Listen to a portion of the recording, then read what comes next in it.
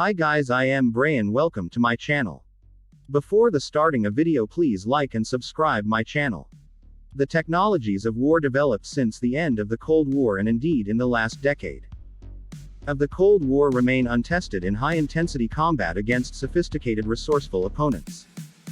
The NATO alliance and its most powerful members in non-alliance conflicts have soundly beaten foes with aging air defense systems, non-existent air forces and trivial offensive capabilities.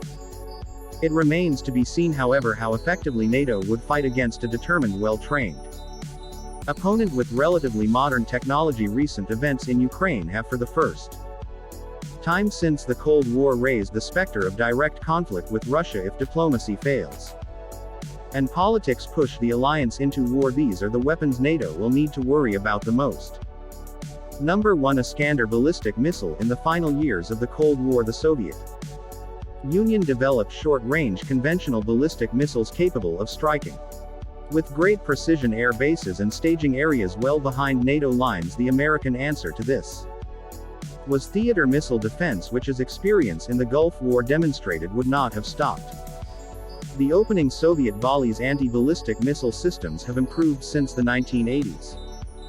But so have Russian missiles. The Iskander M has a range of 400 kilometers, can carry a 700 kilograms warhead of several varieties and has a circular error probability of around 5 meters. This makes it deadly to airfields, logistics points and other stationary infrastructure along a broad front of conflict, especially given the irregular and broken nature of Russia's border with NATO. The Iskander gives the Russian military the opportunity to threaten targets deep in Europe.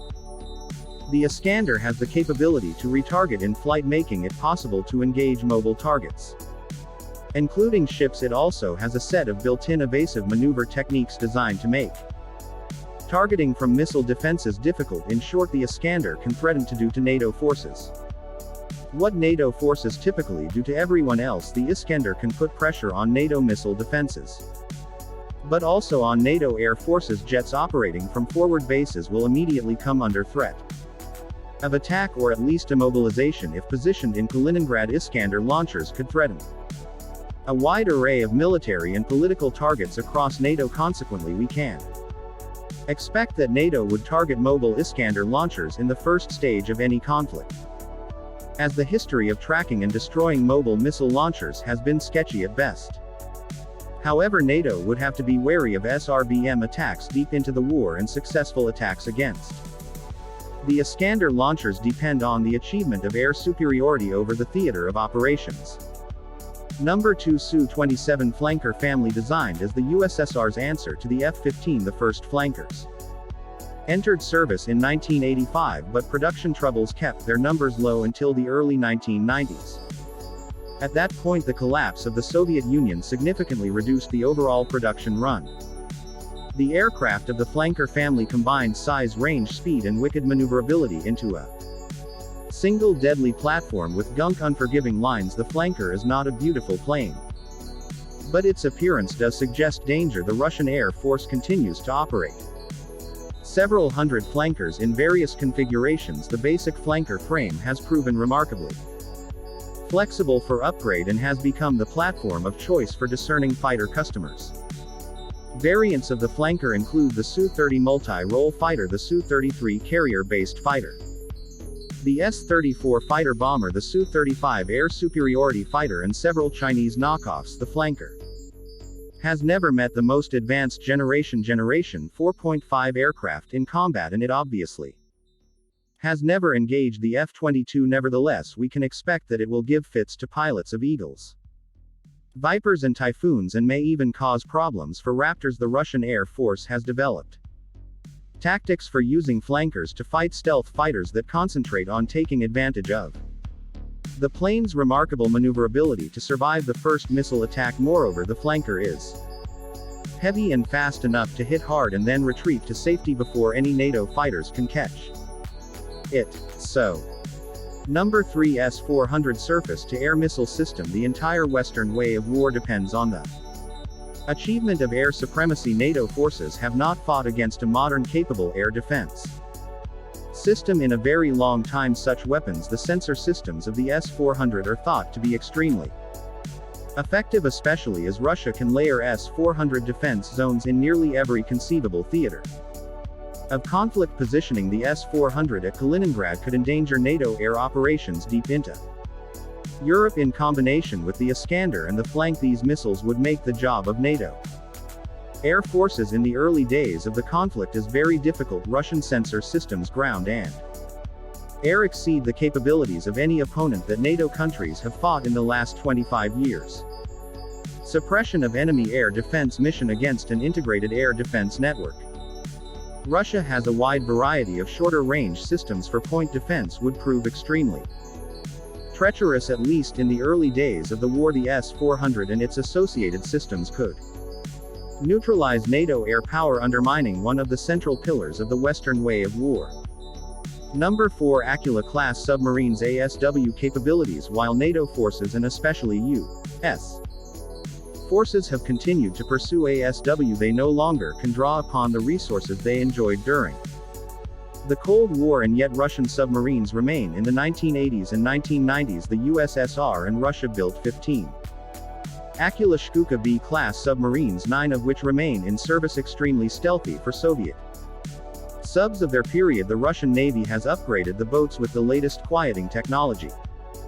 Perhaps most importantly, the Aquilas carry a massive array of weaponry, including torpedoes and cruise missiles. The cruise missiles can strike both sea and land targets, putting much of NATO's coastline at risk. The best NATO subs can still track and defeat the Aquilas, although the latter's high speed makes catching them a knifey proposition. But even if NATO can sink the Russian subs, they can still wreak an enormous amount of havoc before they submerge for good. This could mean killing a carrier or simply causing enormous unexpected damage to critical infrastructure ashore in 5 years as Russian diesel-electric technology continues to develop. The Lava class may replace the Oculus, at least in context of the narrow contours of a NATO-Russian conflict. For now, however, the enduring stealth and massive armament of the Oculus continues to present a threat not only to NATO shipping but also to NATO land installations. Number 5. Spetsnaz. During the Cold War, both the United States and the Soviet Union conceived of special operations forces primarily in terms of support of conventional operations.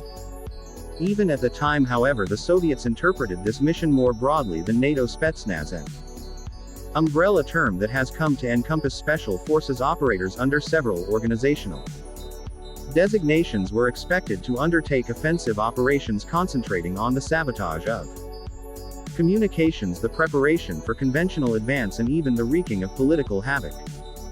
As with all other elements of the Russian military, the special forces deteriorated in the wake of the collapse of the Soviet Union. However, the Russian army took advantage of the Chechen insurgency to reconstruct and redevelop its own commando special forces capabilities. It has built these units into a formidable military and political tool capable of having an impact on all areas of warfare.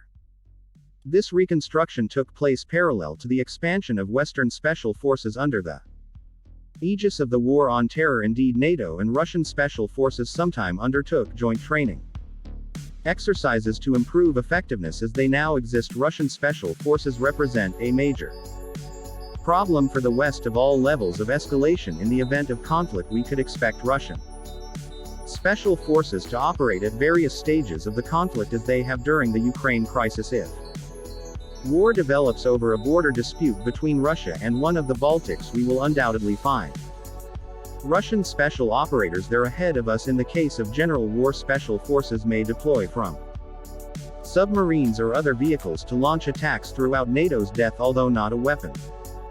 In the technological sense, Russian special forces represent one of the most effective tools in the Russian arsenal. They will have a major impact in any conflict with NATO, possibly even before NATO realizes the conflict has begun. Conclusion: there is little question that NATO weaponry remains technologically ahead of Russian. The existence of a gap was clear in the 1980s, and the size of the gulf has grown since. However, the Russian military still commands sufficient resources and can harness enough innovative thinking to hurt NATO if a European dispute ever came to blows.